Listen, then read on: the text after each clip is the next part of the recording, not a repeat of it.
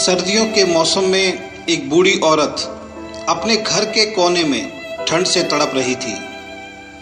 जवानी में उसके पति का देहांत हो गया था। घर में एक छोटा बेटा था।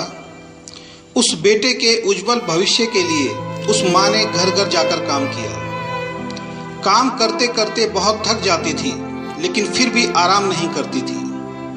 हमेशा एक बात याद करके फिर काम में लग जाती थी कि जिस दिन बेटा लायक हो जाएगा तभी आराम करेगी। देखते देखते समय बीत गया।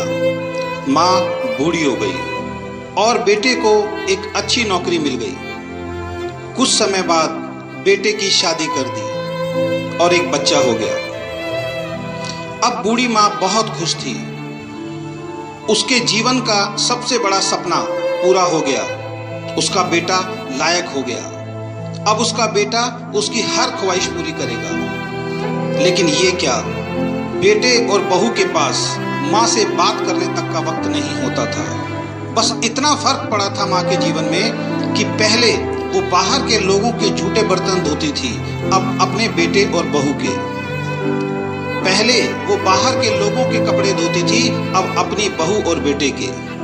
फिर भी खुश थी क्योंकि औलाद तो उसकी थी। सर्दियों का मौसम आ गया था। एक टूटी चारपाई पे घर के बिल्कुल बाहर वाले कमरे में एक फटे कंबल में सिमटकर माँ लेटी थी और सोच रही थी कि आज बेटा आएगा तो उससे कहूंगी तेरी माँ को बहुत ठंड लगती है, एक नया कंबल ला कर दे दे। शाम को बेटा घर आया तो माँ ने बोला, बेटा ठंड बहुत है, मुझे बहुत ठंड लगती है। और बात ठंड की नहीं है, मैं बूढ़ी हो गई हूँ इसलिए शरीर में जान नहीं है। इस फटे कंबल में ठंड रुकती नहीं है। बेटा कल एक कंबल ला के दे दे। बेटा गुस्से से बोला, इस महीने घर के राशन में और बच्चे के एडमिशन में बहुत खर्चा हो गया है। पोते को स्कूल में एडमिशन कराना है, कुछ पैसे हैं, लेकिन उस बच्चे का स्वेटर लाना है, तुम्हारी बहू के लिए एक शॉल लाना है। तुम तो घर में ही रहती हो, सहन कर सकती हो, हमें बाहर काम करने के लिए जाना होता है। सिर्फ 2 महीने की सर्दी निकाल लो, अगली सर्दी में देखेंगे। बेटे की बात सुनकर माँ चुपचाप उस कंबल में सिमटकर सो गई। अगली सुबह देखा तो माँ अब इस दुनिया में नहीं थी। बेटे ने सबको खबर दी कि माँ अब दुनिया में नहीं है। सब रिश्तेदार, दोस्त, पड़ोसी इकट्ठे हो गए। बेटे ने माँ की अंतिम यात्रा में कोई कमी नहीं छोड़ी थी।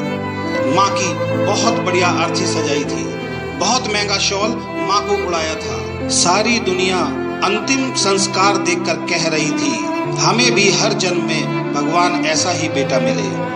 मगर उन लोगों को क्या पता था कि मरने के बाद भी एक माँ ठंड से तड़प रही थी, सिर्फ एक कंबल के लिए, सिर्फ एक कंबल के लिए। दोस्तों, अगर आपके माँ बाप आज आपके साथ हैं तो आप बहुत भाग्यशाली हैं।